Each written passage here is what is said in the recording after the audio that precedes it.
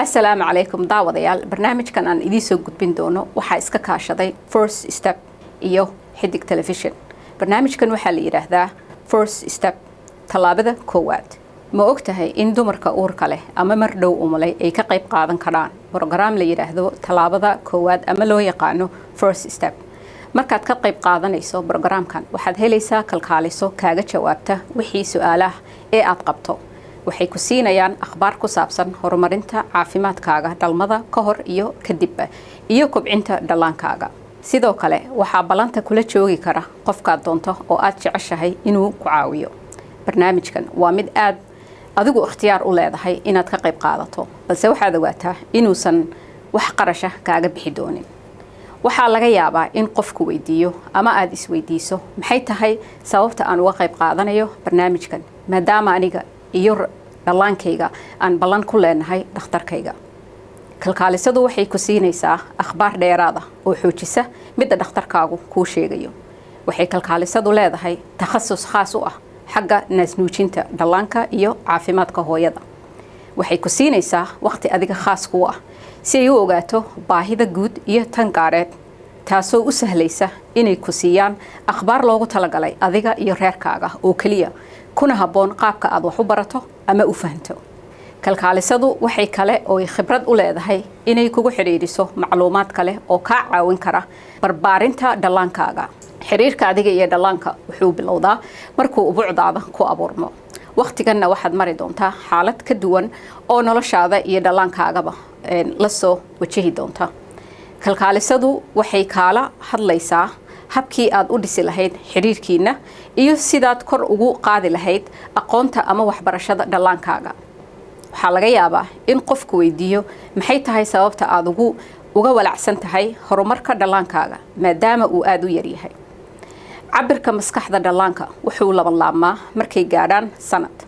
dhallaanku markuu gaaro 3 jir cabirka maskaxdoodu waxay korodhaa 80% marka la barbar dhigo dadka waaweyn maskaxdooda.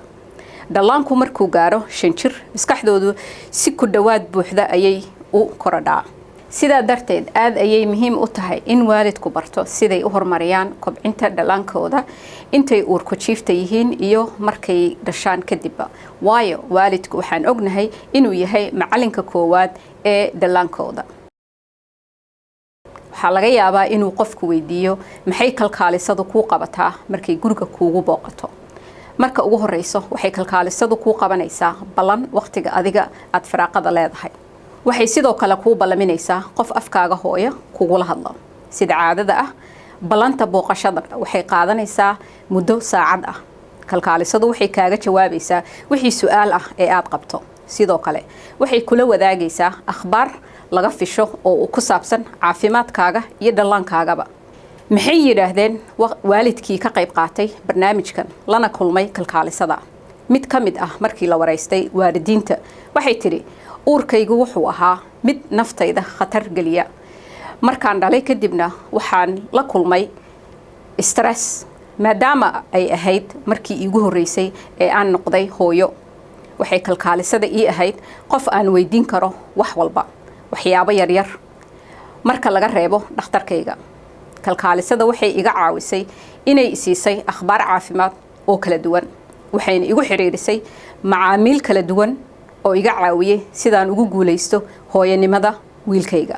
haddii aad doonayso inaad la xiriidho kalkaalisada talaabada koowaad ama First Step programka la yiraahdo ama aad ogaato axwaashiisa barnaamijkan, waxaad weydiin kartaa xafiiska dhakhtarkaaga ama nurse-ka ama balanta dambe ee aad ka leedahay xafiiska WIC la yiraahdo. haddaba fadlan wac nambarkan hoos ku qoran 763 276 441 ama waxaad booqataa boggooda oo ah www.firststepcentralminnesota.org.